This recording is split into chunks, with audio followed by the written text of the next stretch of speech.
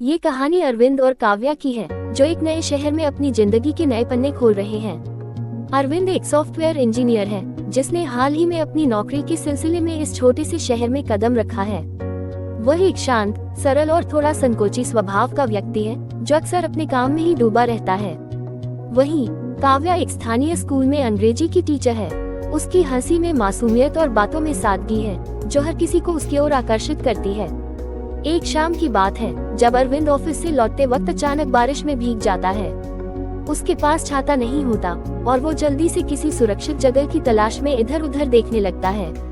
तभी उसकी नजर एक छोटे से कैफे पर पड़ती है, जो हल्की रोशनी में जगमगा रहा था। उसने सोचा कि बारिश रुकने तक वहीं रुकना सही रहेगा। अरविंद जैसे ही कैफे में घुसता है, उसकी नजर काव्या पर पड़ती है। काव्या अपनी सहेलियों के साथ कैफे में बैठी होती है, लेकिन वह एक किताब में पूरी तरह से खोई हुई नजर आ रही थी। उसकी मासूमियत और उसकी गहरी आंखों ने अरविंद का ध्यान तुरंत अपनी ओर खींच लिया। अरविंद की नजरें उसे बार बार देखने से खुद को रोक नहीं पाती, पर वह इतनी हिम्मत भी नहीं जुटा पाता कि जाकर उससे बात करे। थोड़ी देर बाद काव्या की नजर अचानक अरविंद पर पड़ती है। वह मुस्कुराते हुए उसकी ओर देखती है और उसकी आंखों में एक अलग ही चमक होती है। काव्या की मुस्कान से प्रभावित होकर अरविंद की हिम्मत थोड़ी बढ़ती है और वह धीरे धीरे उसकी ओर बढ़ता है।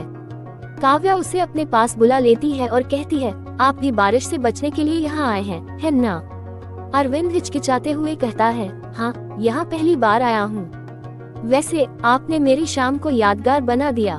दोनों के बीच बातचीत का सिलसिला शुरू होता है और इस दौरान उन्हें पता चलता है कि दोनों की सोच, पसंद और नापसंद काफी हद तक मिलती जुलती है।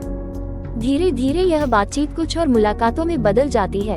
अगले कुछ दिनों में दोनों ने एक दूसरे को और अच्छी तरह से जानना शुरू कर दिया। वे शहर के अलग अलग हिस्सों में मिलने लगे, कभी किसी पार्क में तो कभी नदी किनारे। अरविंद अक्सर अपनी बातें काव्या से साझा करता और काव्या उसकी बातों को ध्यान से सुनती।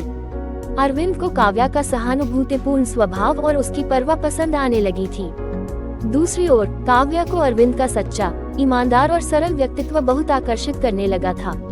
धीरे धीरे दोनों की मुलाकातें लंबी होती चली गईं और उनकी दोस्ती कब गहरे प्यार में बदल गई, दोनों को पता ही नहीं चला। अब दोनों ही एक दूसरे से मिलने के बहाने ढूंढते रहते थे। एक दिन अरविंद ने सोचा कि उसे अब अपने दिल की बात कह देनी चाहिए। वह काव्या को शहर के सबसे खूबसूरत पार्क में बुलाता है, जहाँ वे अक्सर साथ बैठकर बातें किया करते थे।